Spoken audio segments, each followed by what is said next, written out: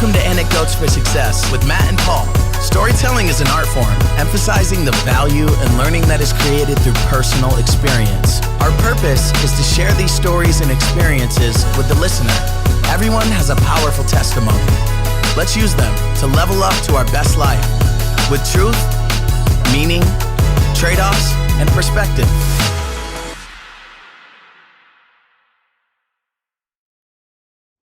Big shout out to Isaac Mather for the new podcast intro. You can check Isaac's music out on all socials or directly at isaacmathermusic.com. Starting now. They were okay with it. And the good thing about real estate is this. Let's say you get the wrong property that you just asked. Let's say you get kind of one that doesn't work. It's still an asset. All right. Let's say I get a Subway and I run it into the ground. It's not worth crap. Nobody's going to pay for an asset like a business that doesn't produce income. Today's right? class was all about income producing assets. Cheap, All right, right? had that conversation. Well, But if you have a yeah, and that's why real estate, I used Turo as an example the other day, and then I'm like, wait a minute. So there's a lot. I see tweets about it all, or X's about it all the time. Yeah. And then Matt happened to come in the first hour, and he's going to stay too. And we don't know where this is going to go. Let's just put it that way. That's the fun of it. It's my class every time. If I buy a business or into the ground and it's not producing income, no one's going to give me a penny. And then is that it? Oh yeah, Wait, can we do it after? Don't forget. yeah. Remember Adam? I do. Adam, how you doing, man? What's going on, Matt? How you been? Good. Oh, I was wondering where Yeah, it's you over can hear me. here. There you are. Heading over here. So I was just filling Adam in on we were talking about income producing assets. I make them all read Rich Dad Poor Dad for teens, and Nice. we challenge them to do lots of things, and including not going to college sometimes. And that's a whole nother topic, but I like to keep all the opportunities open. We were talking about liabilities and assets, and a car came up the other day, Adam. And then the way you can turn it into an asset is obviously have a revenue stream with it, right? Mhm. And I know you do that. Class, this is Mr. Shoup, Adam. Can we call you Adam? Yeah, you can call me Adam, no problem. We met on Twitter, so we're best friends. Okay, that's how it works all the time, right? And why don't you just introduce yourself and go with it, and start leading into Turo. Take as long as you want, and then these kids they're taking some notes. We have a little booklet where every time they meet a speaker, they put their name, contact info down, and what they liked about them. Kind of like a real Rolodex, like the old days. Yeah. You know, Get some good and context. but get talking, and they'll start asking questions because they're sick of hearing Matt and I talk. So I'll stop. All right, yeah. So my name's Adam. I live right now in the Bay Area and near San Jose, California, but spent a lot of time in Nevada. That's where I went to college. Graduated with an accounting degree and have worked for some publicly traded companies in about the 6 years that I've been in my professional career. But about a little over a year ago, I got into Turo, which was largely related because my wife and I, we bought a truck. We bought a 2021 F-150 right off the lot, and it seemed like a great idea at the time until the payments started coming through, and then it wasn't as good of an idea. And so one thing we realized is that we were both working from home at the time, and we had a car that wasn't getting used a whole lot, and what it was doing was just taking money out of our pocket each month instead of, giving us any benefit. So what I decided to do was look into the Turo platform, which I already had some experience prior to, but listing the truck on Turo allows, I guess I'll back up a little bit to what Turo is. It's in essence, it's Airbnbs for your car. So people coming into your area, coming into your town, they can rent your car for whatever kind of circumstances that you allow them. So there's mileage limits. You get to choose your daily rates. Insurance is all provided through Turo. But so basically what was going on is this truck payment, instead of us, paying for the full payment each month and having the truck just sitting in our driveway for 80% of the month, we started letting people rent our truck out. And so it got to a point now with the truck that enough people are coming into our area and they're covering the entire payment. They're covering our car insurance. They're covering all the gas for the month. So we've basically reduced all of our auto expenses to practically $0 each month. And what's going on is that in some of the peak months where we live or where the truck's located, we're getting more bookings than what those expenses are. So we're able to build up some reserves. So that way, in case there's a down month where there's not as much tourism in our area, we have some money saved up. So that way we're not having to dig into our own pockets to cover the truck expense. And it's pretty interesting because I just run one car operation at the moment. We're planning on expanding when we move back to Nevada here in a couple months, but there's quite a few people, just like with Airbnb, you'll see, or you may have heard of some people that own, multiple houses and they live off the Airbnb income, or maybe the Airbnb income covers their housing expenses because as you may have heard, housing, car, and food, those are some of the biggest three expenses you'll have each month. And if you can find a way to reduce or eliminate those expenses, you'll really set yourself up for great opportunities in the future, whether that be investing in other projects or just being able to build up reserves and just having a little bit more free cash flow each month. So it's a pretty interesting concept. There's quite a few people that if you look on the platform or join any Facebook groups or anything, there's people who do this as their full-time job, and they basically are single ownership car rental companies. And it's a really interesting concept. In Turo as itself, there's other ones around like Get Around, and I'm going to forget a couple of the other ones, but they're smaller, so they don't have as much market share, not as much activity. There's subtle differences in them between, like, for example, Turo, you can set your own daily rates, or with Get Around, they kind of dictate what the rates are and you just kind of have to play by their rules. But yeah, in essence, that's what I do with Turo, and it's been a lot of fun to learn. I've figured out quickly that people will do some weird things in your car, but as you kind of get better with the process, you learn ways to kind of mitigate risk and document stuff, so that way you're lessening any chance of negative consequences happening to your car. And I guess I'll end it right. I'll stop right there. I guess I'll give that as my opening spiel. But I don't know, Paul, if you got any questions or anything else you want me to dive into. Yeah, Matt and I have questions, but we'll see if they do first. Questions. Okay. Adam, this is the quietest they've ever been. Matt? Yeah. Hey, Adam. So one of the things, where are you? Where am I? I mean, there. There you are. One of the things that I always talk about which, by the way, I love it. I really do. I'm thinking about maybe doing one of my cars. Everything's got a trade-off, right? Like there's and I'm talking about things, and there are things about what I do and what I believe in that have disadvantages as well. You mentioned a little bit like maybe how people treat the car or whatever, but are there any other disadvantages, meaning they're running up miles and that's costing you, or insurance costs, or you know what I mean? Like, are there any things that stand out that you would communicate, that you would say these are some of the trade-offs? Yeah, so I would say like one of the big, like I was using Airbnb as a comparison. One of, I think, the biggest differences between the two is in terms of the asset you're investing into. With a house in a standard market, over the years, a house will increase in value. Now, depending on what years you're talking about, that rate will adjust. But 9 times out of 10, unless you're buying some super expensive, luxurious car, a car is a depreciating asset. So that value is going to go down. So as time goes on, your asset is becoming worth less with the car, and in comparison to the house when the value would go up. So one of the issues that, some people will have with Turo is they'll think, I'm going to go to a dealership, I'm going to buy a brand new car, and I'm going to list it on Turo, and I'm going to make all this money. And then what happens is they buy a car they can't afford.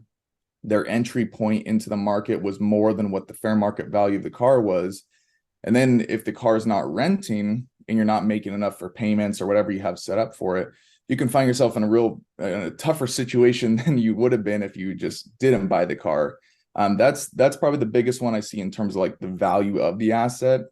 Some of the other negatives, like Turo has it set up so you can choose in increments of 50 miles, with the minimum being 200 for your daily rate.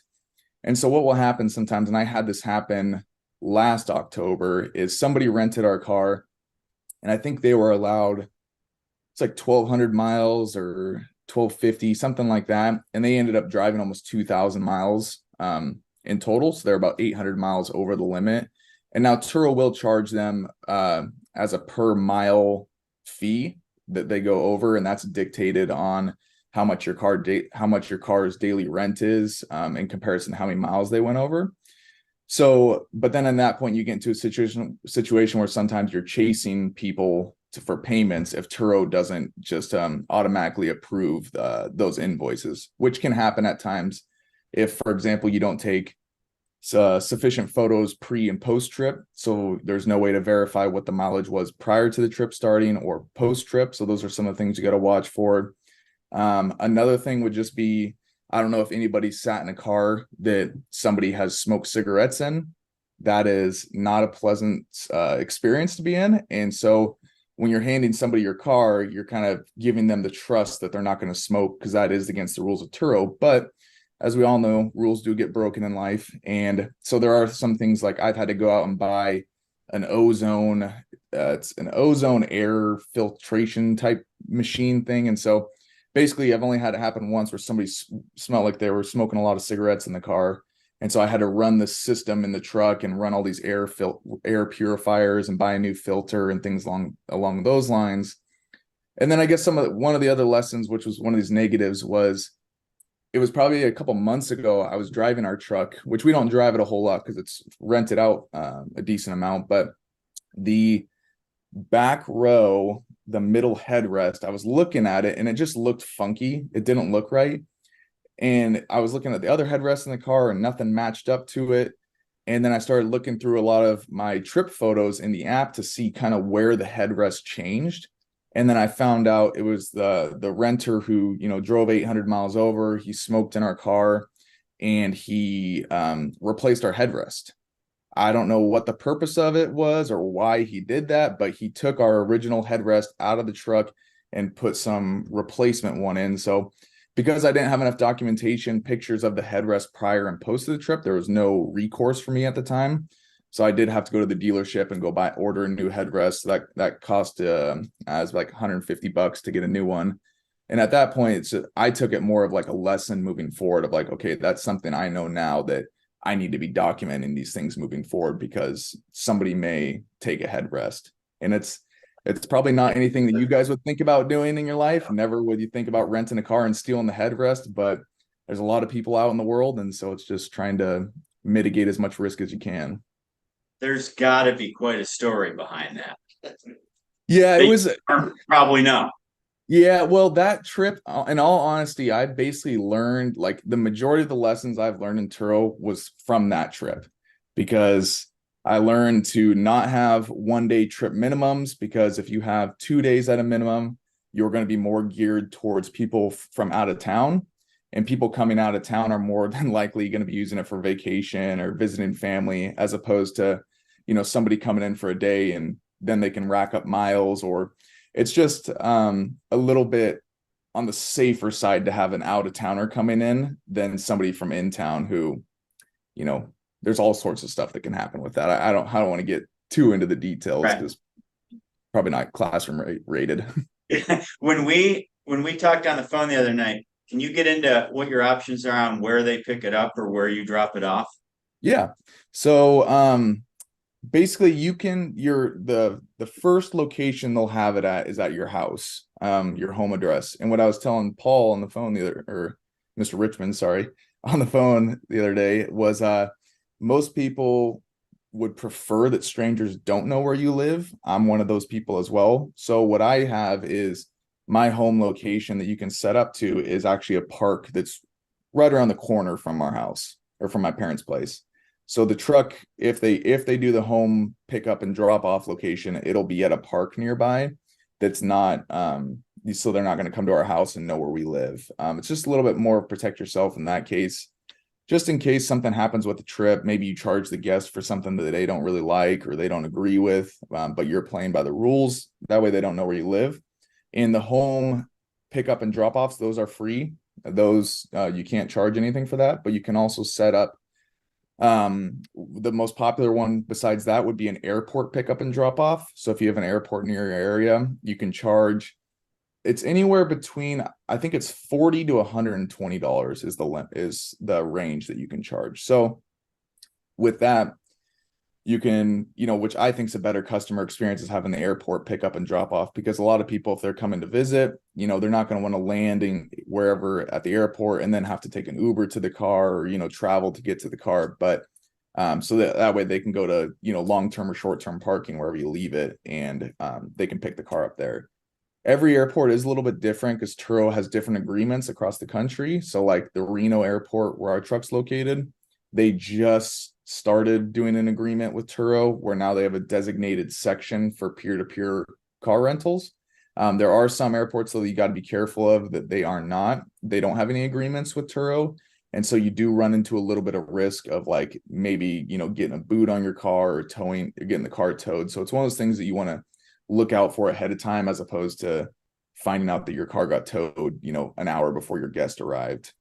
Another one that a lot of people do is they'll have a radius. So where your home location is, you can say anywhere between 1 to 20 miles, I'll drop the car off for you anywhere. But people usually charge that the most. They usually charge $120 just because it's kind of the convenience factor for the host of having to go to a random place to drop the car off. I wouldn't say that one gets picked a whole lot, but in our area as well in Reno, there's a lot of casinos.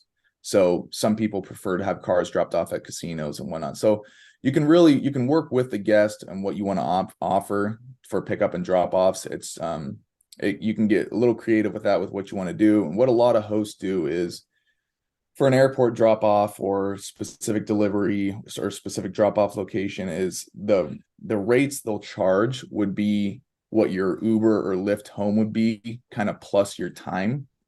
So that way, you're not quote unquote losing money in the process of dropping your car off. If your Uber home's $50, you don't want to charge them $30, because just in the Uber alone or Lyft, you're losing $20 there, not including your time for going out there, dropping the car off and returning home. So it's one of those things that, they don't have to come to your house and pick it up. You can get a little bit creative with what you want to offer for people picking up your car. Cool. Questions? Oh, we've got one. Got a question. Like, how many miles do you let the car get to before you need to because I know like if you have like 200,000 miles on it, like it's obviously car isn't gonna run as good. So how do you know like how many miles do you let it get to?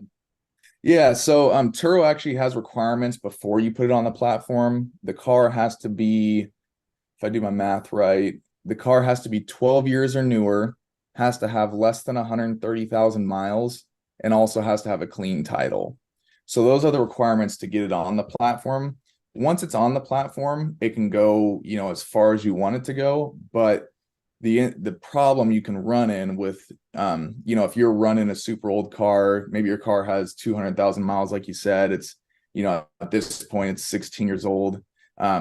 You're going to risk a poor guest experience. And at that point, Turo does the rating system just like Airbnb.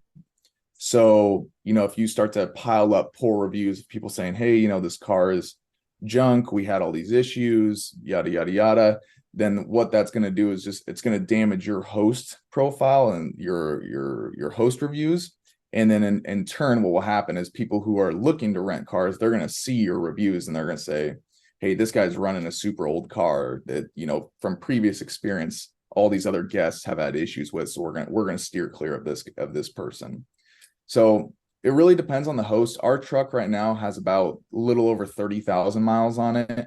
So like we'll be good for quite a while, but a lot of other hosts, they kind of get into like, the 150, 160,000 miles, depending on the make and model.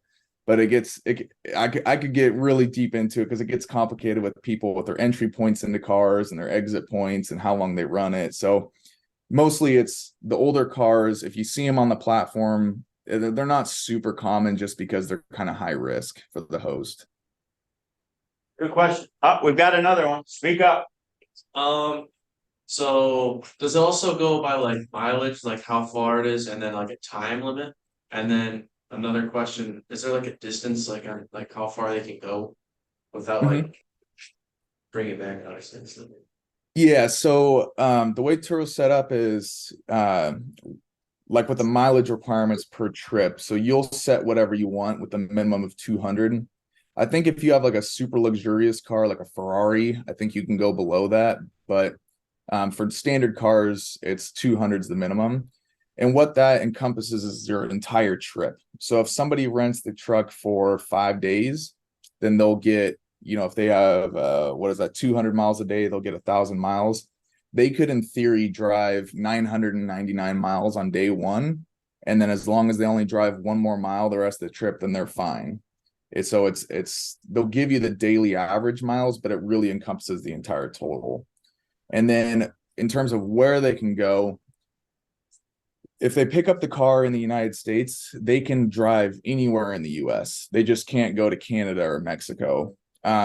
So like where our car is, I'm sorry, there's the maintenance guys are doing the leaf blower outside. I don't know if you can hear that. No, we can't. We're good. All right, perfect. So in Reno, it's like right on the Nevada-California border. So it's super common that people go into California.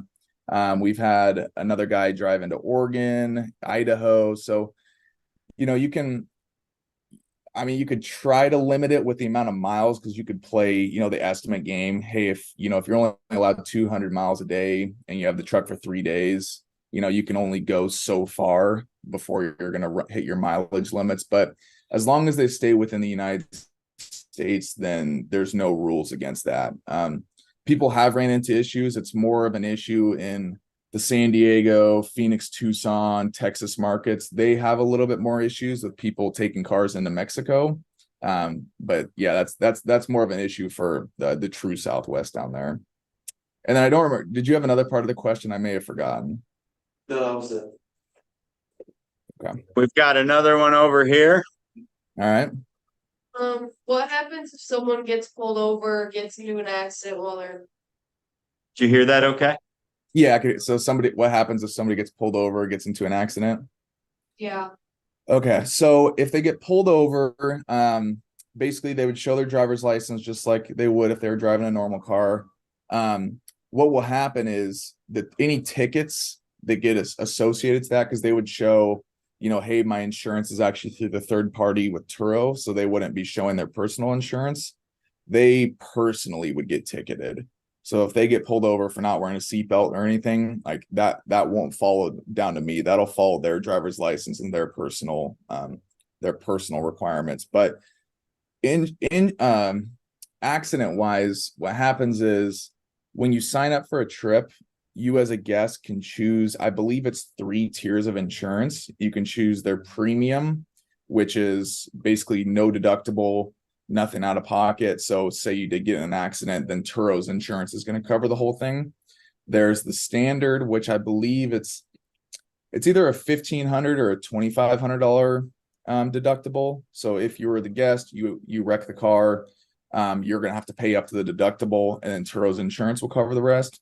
Or you could choose no coverage, which is obviously a major risk in case something was to happen. Then obviously you're liable for all the damages. One of the things with insurance that some hosts, you wouldn't really know this in the beginning, but you learn as you go. So I don't keep my personal car insurance information in our glove box like most people do standard. You have your insurance information in your glove box in case something was to happen, because what some hosts have ran into problems is they have left their insurance in there.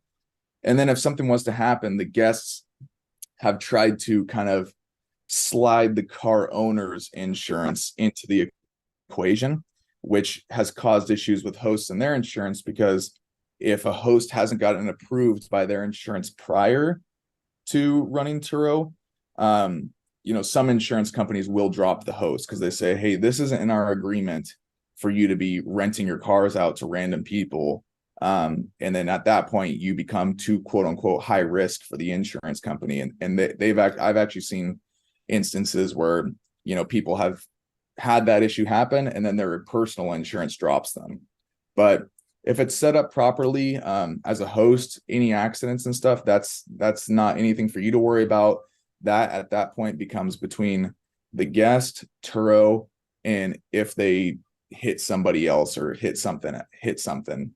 So at that point, you're basically removed from the equation because the guest has either agreed to choosing insurance third party through Turo, or they've agreed to not take any insurance and they've agreed to shoulder all the risk of a car accident. Cool. Thank you. Question? Mhm. I've got one. Do you have to be 18 or 21? Do you know? So I believe to host, you have to be, I think it's 18, I'm pretty sure. But there are certain cars that you have to be 25 or older to rent. So standard, like with our truck, I don't know what the exact requirements are.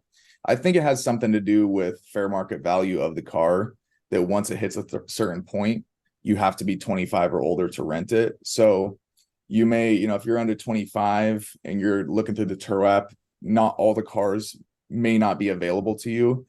No offense to everybody in the classroom, but I think it's a risk calculation that Turo takes into consideration. But yeah, so I don't think there's any requirement for hosting, but there is in certain cars if you're going to try and rent. Thank you. If you were 18 and going to college, could you potentially do this, or would it be too hard? Oh, yeah, it depends on your course load. So if you're taking a standard 15 credit semester, I mean, I was thinking about this the other night when you and I got off the phone, and I was like, man, if I would have done this looking back, because I lived near campus, so it was a short walk to and from. You were on campus for your classes. It would be easy to block your schedule, like to take classes back to back and free up big periods of time. But even with that, you could get pretty good with picking up and dropping off, and you can use things such as lock boxes for your cars, so you can do contactless pickup and drop off. So you're actually never meeting the guests. You're never coming face to face. You're just leaving the car in a certain location. Once they've sent you the documents they need and verification to pick up the car, and you have everything on your end, you can then send them the code to the lockbox, and that way you don't ever actually have to be there. So in case somebody was to want to pick up a car when you're in class, you could easily do it. You could be in class listening to English 101, 102, and Joe Bob is picking up your car 2 miles down the street, and it's not an issue. That's cool. Anything else? Matt, any closing thoughts? I learned a lot more about it than I knew. Adam, I appreciate this. Oh yeah, no problem at all. When you have a whole fleet, will you come back and talk with us again? Yeah, no, definitely. Hopefully, yeah, I'd say, because we'll move back in a couple months. Hopefully we'll have a couple more cars then. Like, if you want, I could kind of discuss what it's like, juggling cars and managing that process. I won't be anywhere near some of these other big hitters on Turo that have, 10, 15, 20 cars. But yeah, no, it's especially in college, like if you have a car and it meets those requirements. I remember the struggle in college and, penny pinching, trying to make sure I had rent paid and food and everything. And this would be an easy way, because a lot of times, during the semester, you're not driving a whole lot. You're going to campus and back. And so if somebody wants to take your car for 3 or 4 days, like, that could help with your rent payments. That could be the difference between eating top ramen and a nice sirloin for dinner. So all sorts of things. Hey, thanks. Well, that's kind of a weird angle to come in from. I already took a picture and I'm gonna tweet this in a minute. So all good. I'll retweet it out for you. Hey, thanks so much. What do we say, guys? Yep, you're very welcome. It was nice talking to you all. Yes, and thanks for taking time out of your day, Adam. No problem, Paul. I'll talk to you later, okay? All right. Yep. See ya. Thanks. All right, see ya. Bye.